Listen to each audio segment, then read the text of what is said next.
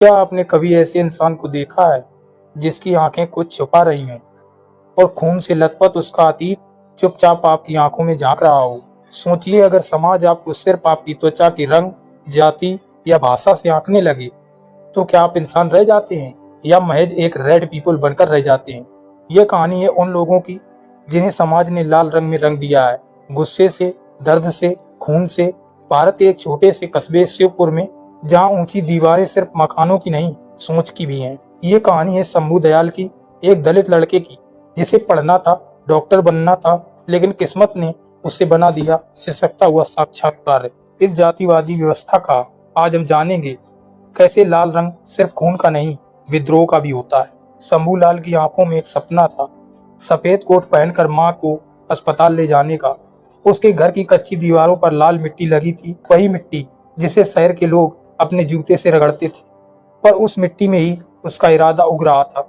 लेकिन शिवपुर एक ऐसा गांव था जहां सपनों की कीमत तुम्हारी जाति तय करती थी। तुम्हारी त्वचा नहीं, तुम्हारी परछाई भी नापी जाती थी तुम्हारी जात की लंबाई से।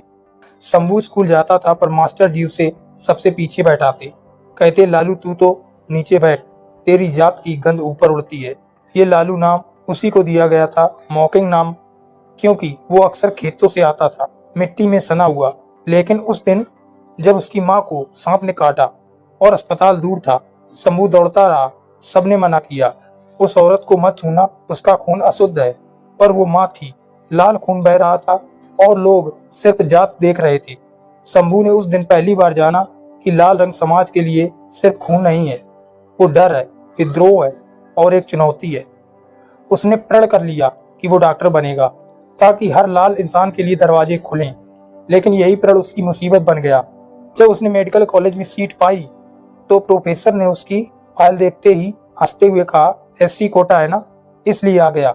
शंभू ने चुपचाप गर्दन झुका ली, पर उसके भीतर कुछ और जाग चुका था। हॉस्टल में उसका कमरा आखिरी कोने में था, गीला फटा हुआ गद्दा, एक पुराना पंखा और दीवार पर लिखा था, red people not allowed here. ये वही कॉलेज था जहाँ पर सब समझदार थे, पर दिल अब भी पथराए हुए थे। एक रात जब कॉलेज फेस्ट में सभी नाच रहे थे, शंभू की किताबें जलाई गईं। उसके रूम के बाहर खून से लिखा था, लाल कुत्तों के लिए कोई एमबीबीएस नहीं। क्या आप जानते हैं, भारत में हर साल हजारों दलित छात्रों को कैंपस में खुले तौर पर मानसिक उत्पीड़न झेलना पड़ता है। 2016 में रोहित वेमुला का केस सामने आया, एक रिसर्च स्कॉलर जिसने सिर्फ इसलिए आत्महत्या कर ली क्योंकि उसे अपनी जाति की वजह से इंसान नहीं समझा गया। शंभू लड़ता रहा, किताबें पढ़ता, ब्लैक बोर्ड पर अपने खून से नोट्स बनाता। वो जानता था ये दीवारें तोड़नी है, पर जब उसकी मां मर गई क्योंकि अस्पताल में कोई दलित महिला को छूना नहीं चाहता था, उसने एक बात सीखी, संविधान की इज्जत वहां खत्म हो जाती है जहां इंसान की जात शुरू हो जाती है। एक रात शंभू कॉलेज की छत पर गया, नीले आसमान को देखा और नीचे झांका। क्या वो कूदने जा रहा था? क्या वो भी रोहित वेमुला बन जाएगा या कुछ और, कुछ ऐसा जो इतिहास बन जाए? अगर आपने किसी को सिर्फ उसकी जाति, रंग, भाषा या पहनावे से जज किया हो, तो आज खुद से एक सवाल पूछिए, क्या मैंने किसी को लाल बना दिया? इस अध्याय के बाद अपने आप से देखिए, शायद कोई शंभू चुपचाप आपके मोहल्ले की चाय की दुकान पर चाय बना रहा हो और उसकी आंखों में भी एक सपना हो। ये था रेड पीपल का पहला अध्याय, एक लड़ाई की शुरुआत जहां इंसाफ की कीमत पहचानने से बड़ी हो जाती है। शंभू अभी जिंदा है, पर उसके जैसे हजारों लोग रोज किसी न किसी दीवार के पीछे छुपा दिए जाते हैं। अगला अध्याय आपको दिखाएगा जब शंभू ने वो फैसला लिया जिससे शिवपुर की नींव हिल गई। क्या आपने कभी किसी को सिर्फ उसकी जाति से आंका? पहली बार जब कोई आपको लाल देखे, याद रखिए वो सिर्फ रंग नहीं, एक इतिहास है। भाग 2, शिवपुर की सच्चाई। क्या एक गांव की मिट्टी भी झूठ बोल सकती है? क्या मंदिर की घंटी में भी भेदभाव की गूंज होती है? शिवपुर बाहर से शांत दिखने वाला गांव, लेकिन अंदर एक ऐसा कीड़ा लगा हुआ था जो इंसानियत को अंदर ही अंदर खाए जा रहा था। इस अध्याय में हम उस गांव की परतें खोलेंगे जहां शंभूलाल पैदा हुआ, बड़ा हुआ और फिर टूटने से पहले विद्रोह की आग बन गया। ये कहानी सिर्फ जातिवाद की नहीं, ये कहानी है उस चुप्पी की जिसने हजारों मासूमों की आवाजों को निगल गया। शिवपुर के मंदिर की सीढ़ियां हर दिन सूरज की रोशनी से चमकती थीं, लेकिन उन पर शंभू के पैर नहीं पड़ सकते थे। वहां साफ लिखा था, केवल ऊंची जाति वालों के लिए प्रवेश। उसकी मां मंदिर के बाहर बैठकर झोली फैलाती थी, भगवान तेरा भला करे कहते हुए। लेकिन उसे भगवान का चेहरा कभी देखने को नहीं मिला। एक दिन शंभू ने पूछा, माँ, भगवान हमें मंदिर में क्यों नहीं बुलाता? माँ ने जवाब दिया, बस आंचल से आंसू पहुंचे और बोली, शायद हमारे कान भगवान की आवाज सुनने लायक नहीं समझे जाते। शंभू को पढ़ाई के बाद गांव में नौकरी नहीं मिलती थी। एक सरकारी स्कूल में जब उसने शिक्षक बनने की कोशिश की तो सरपंच ने कहा, हमारे बच्चों को एक चमार पढ़ाएगा, हद है। वही सरपंच जो पंचायत में संविधान की बातें करता था, जब उसे अपनी जात से ऊपर उठाना पड़ा तो चुप हो गया। गांव की गलियों में दीवारों पर अब भी लिखा था, नीच जात वालों के लिए आना मना है। शंभू ने जब इन शब्दों को मिटाने की कोशिश की तो उसे गांव से निकाल देने की धमकी मिली और फिर शुरू हुआ असली संघर्ष, कानूनी लड़ाई, सामाजिक बहिष्कार और रिश्तेदारों का तिरस्कार। एक दिन गांव के ही एक दलित बच्चे को कुएं से पानी भरने पर पीटा गया और गांव के ठाकुरों ने कहा, हमारे पवित्र जल को अपवित्र कर दिया इस लाल लड़के ने। लाल लड़का। उस दिन शंभू को समझ में आया कि रेड पीपल सिर्फ उसके जैसे पढ़े लिखे नहीं, वो इंसान है जो सिस्टम के नीचे कुचला गया है। गांव में एक पत्रकार आई, रीना सिन्हा, दिल्ली से।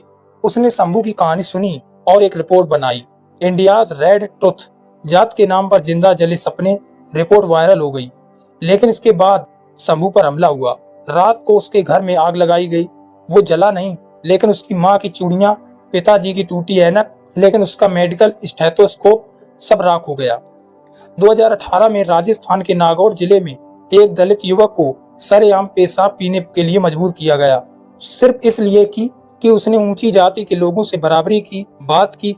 ये सिर्फ आंकड़े नहीं, सिर्फ असल जिंदगी के लाल धब्बे हैं जो मिटते नहीं। शंभू ने फिर पीछे मुड़कर नहीं देखा। उसने लाल सच्चाई मिशन नाम से एक संगठन शुरू किया, जिसमें उसने गांव के हर बच्चे को पढ़ाना शुरू किया। ठाकुरों के बंद स्कूल के सामने उसने मिट्टी की झोपड़ी में क्लास लगाई और वही झोपड़ी आज डॉक्टर भीमराव अंबेडकर शिक्षा केंद्र कहलाती है। लेकिन जब चुनाव आए तो वही सरपंच जो कभी उसे चमार कहता था, अब डर रहा था। शंभू चुनाव लड़ रहा था और गांव के लोग उसे डॉक्टर साहब कहने लगे थे। लेकिन वोटिंग के एक दिन पहले शंभू को अगवा कर लिया गया। वो कौन थे? क्या अब वो वापस आएगा या शिवपुर की दीवारें फिर से लाल होंगी खून से?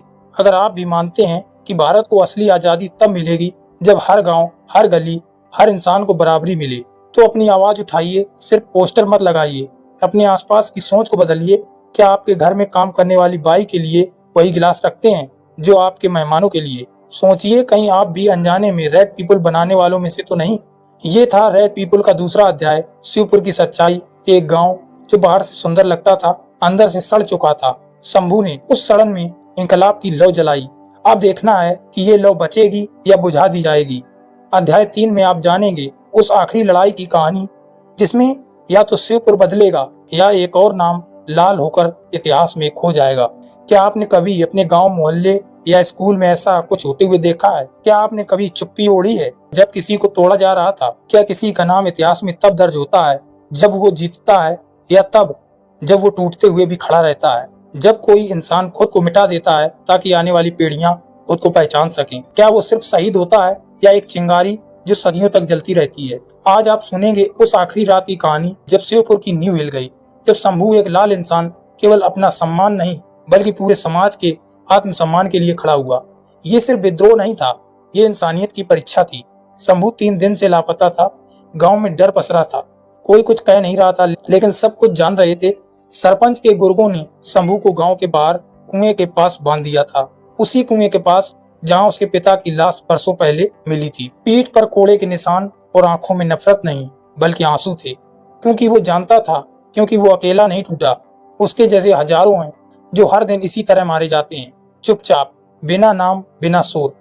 लेकिन तब गांव के छोटे मोहल्ले में एक चिंगारी जली। सुनीता, एक दलित शिक्षिका जिसने शंभू से पढ़ना सीखा था, गांव के चौपाल में पहुंची, हाथ में मोबाइल और उसमें live video, red people is alive.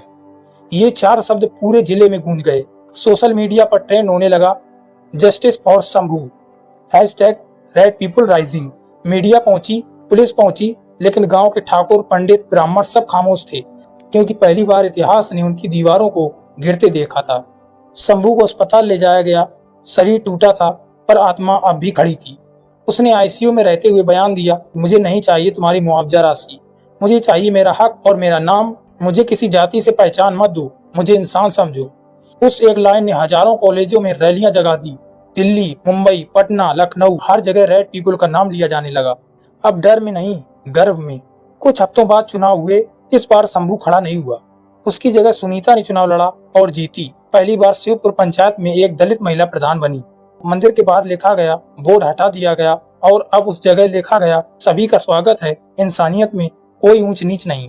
क्या आप जानते हैं 2021 में बिहार के नवादा जिले में एक लड़की ने ग्राम पंचायत का चुनाव जीती, लेकिन महीनों तक उसे कुर्सी पर नहीं बैठने दिया गया क्योंकि वह नीची जाति से थी।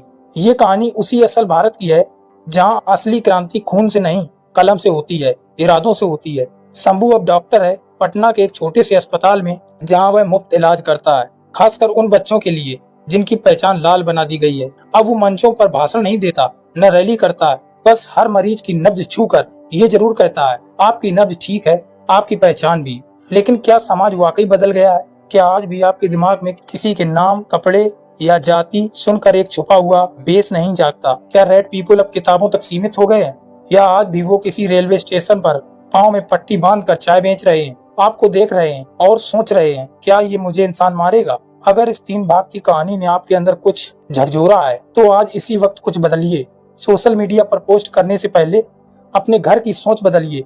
अपने बच्चों को सिखाइए कि इंसान का रंग लाल नहीं, उसका सपना होता है। और अगर किसी को आप बोलते हैं तेरा रंग गंदा है, तेरी जात नीची है, तो समझ लीजिए आप एक और रेड पर्सन बना रहे हैं। यह था रेड पीपल का अंतिम अध्याय, आखिरी विद्रोह। एक ऐसी कहानी जो सिर्फ शंभू की नहीं, हमारी है, आपके मोहल्ले की है, हमारे इतिहास की है। अगर आपको ये कहानी दिल से छू गई हो तो इसे सिर्फ कहानी समझकर मत छोड़िए, इसे आवाज बनाइए। और अगर कुछ नहीं कर सकते तो कम से कम अगली बार जब कोई शंभू आपके सामने खड़ा हो, आपने अभी जो सुना वो कल्पना नहीं, वो हकीकत थी। और शायद अगला रेड पर्सन आप ही हो। फर्क सिर्फ इतना है, क्या आप चुप रहेंगे या आवाज बनेंगे। यह था आपका कहानीकार, अब आवाज आपकी है। तो दोस्तों, रेड पीपल की यह अद्भुत और रोमांचक यात्रा यहीं समाप्त होती है, लेकिन असल में यह अंत नहीं, एक नई शुरुआत है। आपने जो सुना वो सिर्फ एक कहानी नहीं थी, बल्कि हमारे समाज, हमारे फैसलों और हमारी सोच का आईना था। अगर इस कहानी ने आपके दिल को छुआ हो, आपकी सोच को झकझोरा हो,